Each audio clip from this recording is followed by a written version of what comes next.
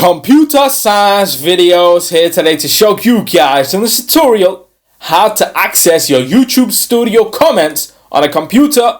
Without further ado, let us start the video. So in this tutorial, you need to have access to a Mac computer, a YouTube account, so we can now go all the way down to the dock, go to your web browser, which is Safari in this case, go to YouTube Studio, we can physically type and then click, or go to the toolbar, click on the shortcut for YouTube Studio.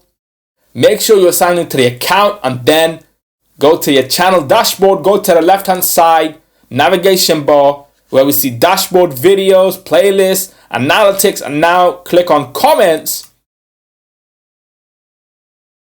And now we can see all the channel comments on screen. We can use the filter to change to search, contains questions, subscriber status, channel member status, subscribe account. All that is for another video.